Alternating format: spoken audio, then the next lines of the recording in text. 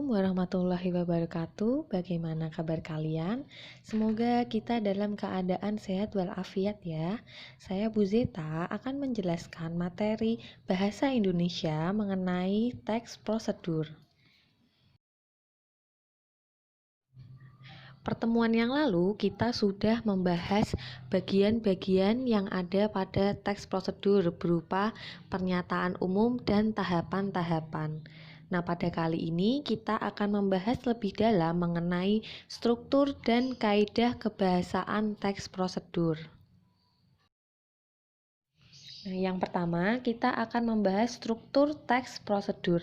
Secara umum, struktur teks prosedur itu terdiri dari 3 bagian yang membentuk alur kerja serta menggambarkan prosedur tertentu. Nah, bisa kalian lihat, kita akan membahas lebih terperinci mengenai struktur-struktur tersebut. Yang pertama ada tujuan. Sebuah prosedur diawali dengan pendahuluan yang memaparkan tujuan. Kemudian terdapat penjelasan singkat yang mengantarkan pengguna menuju langkah-langkah kerja yang hendak ditempuh. Nah, ciri-cirinya tujuan itu biasanya pasti di awal-awal bagian teks prosedur. Kemudian terdapat langkah-langkah, bisa kalian lihat. Nah, langkah-langkah ini merupakan urutan melakukan sesuatu atau langkah-langkah kerja yang hendak ditempuh. Kemudian ada yang terakhir ada penutup. Penutup ini merupakan bagian akhir dari teks prosedur.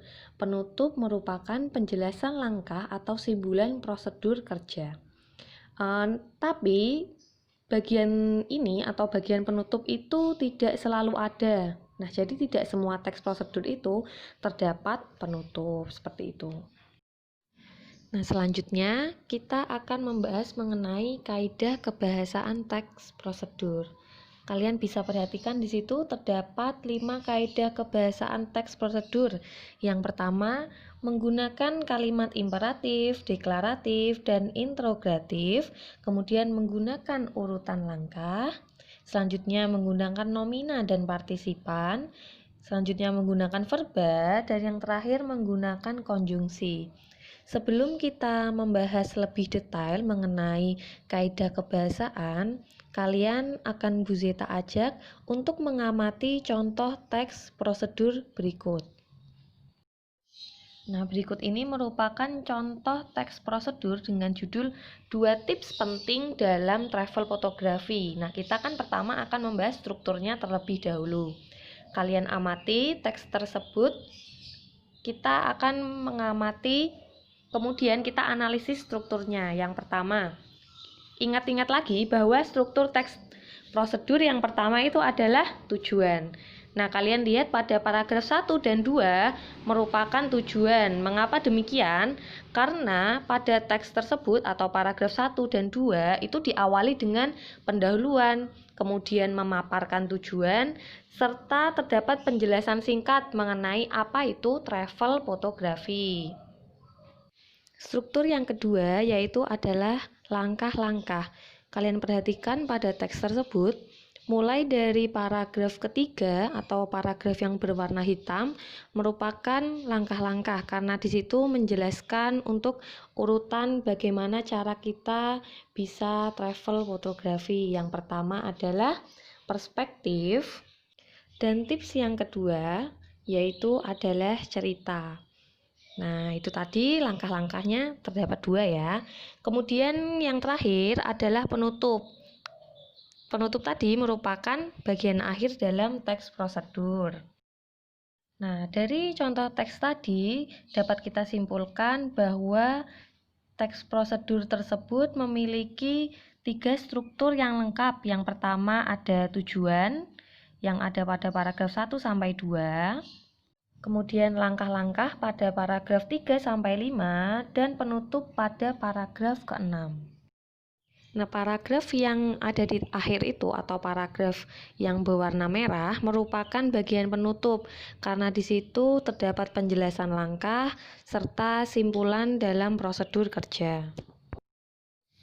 Nah, kita tadi sudah mendalami atau memahami mengenai struktur teks prosedur. Sekarang kita membahas mengenai kaidah kebahasaan teks prosedur. Tadi terdapat 5 poin, kita akan bahas satu persatu. Yang pertama yaitu menggunakan kalimat imperatif, deklaratif, dan interrogatif. Apakah kalian pernah mendengar ketiga kalimat-kalimat tersebut? Nah, kalau kalimat imperatif yaitu disebut juga kalimat perintah. Nah, kalimat ini berfungsi untuk memerintah, sedangkan kalimat deklaratif disebut juga kalimat pernyataan. Kalimat ini berfungsi untuk menyatakan informasi atau berita. Sedangkan yang terakhir yaitu kalimat interrogatif disebut juga sebagai kalimat pertanyaan. Kalimat ini berfungsi untuk bertanya. Kaidah kebahasaan yang kedua yaitu menggunakan urutan langkah. Yang perlu diingat bahwa urutan langkah pada teks prosedur itu tidak boleh dibolak-balik. Nah, berdasarkan contoh teks prosedur yang tadi, teks yang berjudul 2 tips penting dalam travel fotografi, terdapat 2 urutan langkah. Yang pertama adalah perspektif, yaitu pada paragraf ketiga.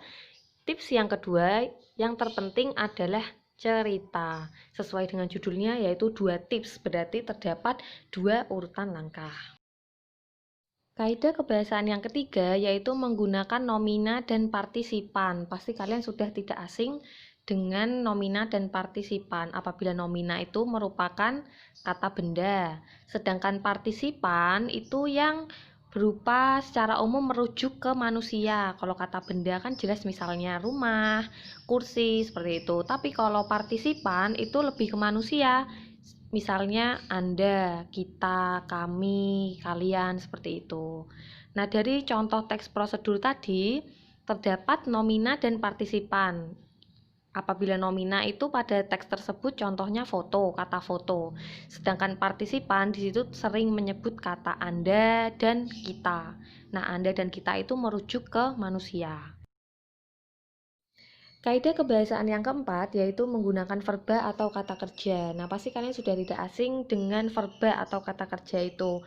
Tapi dalam teks prosedur itu biasanya kata verba yang digunakan itu ada 2. Ada verba tingkah laku dan verba material. Kalau verba tingkah laku itu yang mengacu pada ungkapan verbal. Sedangkan verba material itu yang mengacu pada tindakan fisik. Apabila verba tingkah laku itu contohnya seperti menerima, menolak, dan sebagainya. Tapi kalau verba material itu seperti menulis, membaca, menyetir, seperti itu. Berdasarkan contoh teks prosedur tadi, ditemukan beberapa contoh kata kerja, yaitu ada memotret, menaruh, seperti itu. Kaidah kebahasaan yang terakhir yaitu menggunakan konjungsi. Konjungsi yang digunakan dalam teks prosedur biasanya berupa konjungsi temporal. Kalian pernah tahu konjungsi temporal? Konjungsi temporal itu biasanya seperti urutan waktu, seperti itu loh yang ada urutannya. Contohnya konjungsi temporal. Kemudian, sesudah itu, selanjutnya.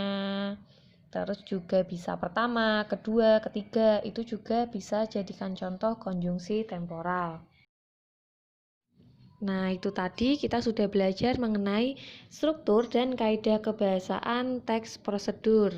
Sampai bertemu lagi di materi selanjutnya, kita belajar bersama Bu Sita. Wassalamualaikum warahmatullahi wabarakatuh.